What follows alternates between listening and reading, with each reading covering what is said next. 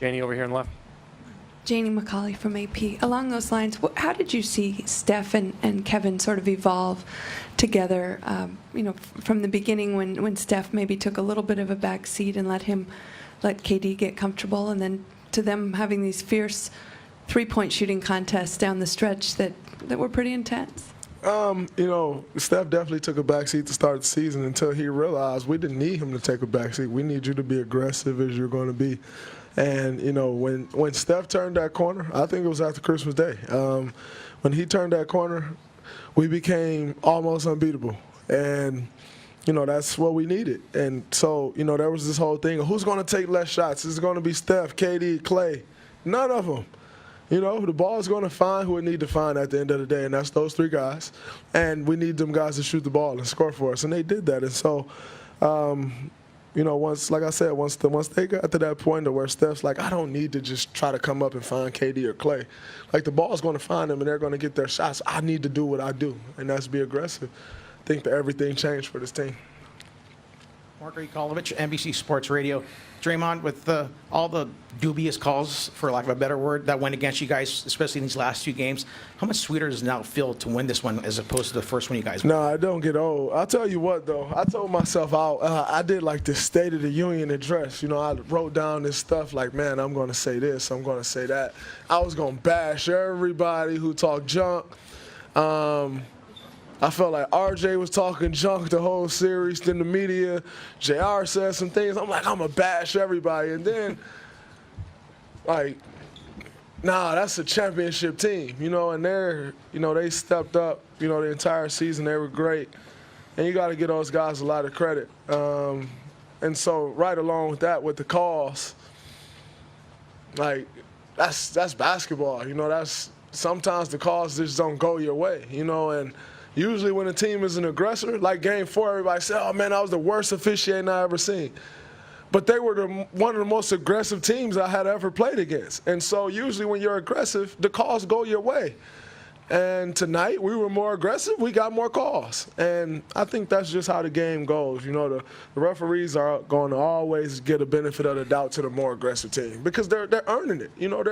They're more deserving. And so, you look at officiating, it's one of the most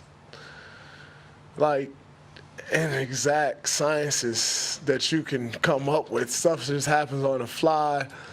I mean, you're talking, no disrespect to those guys, but you're talking about mostly 40 and 50-year-old guys trying to keep up with 18 to 30-year-olds. That's tough to do. And so I think they were great. They did the best they could. And I don't really look at it and say, oh, man, they were out to get us or they were cheating us.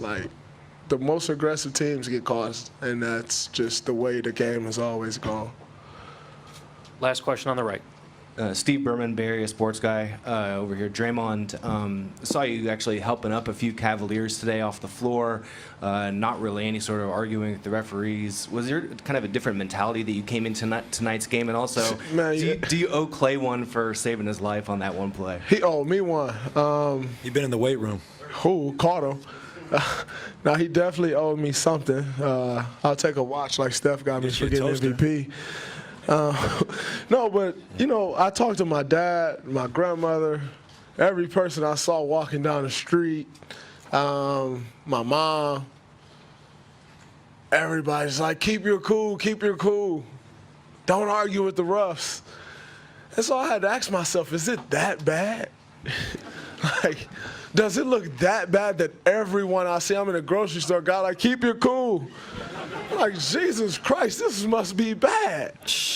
And so, I had to have a real seminar with myself. I must be out there looking bad. And so I just told myself, I'm not going to worry about the officials. I'm just going to play the game. And obviously, as far as helping those guys up, I respect them. There's a mutual respect. They're champions, we're champions. And, like I said, that goes along the same lines of me. I'm telling you, I had this whole document ready. I was ready to bash everybody.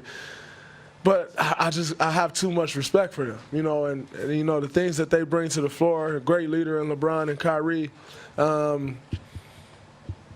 that's where the help comes, because at the end of the day, it's basketball, you know. And I think so many times we let outside things make it more than that, you know. And like, it's basketball. I think, you know, why wouldn't I help a guy up off the floor? Like, owners have drinks together at halftime.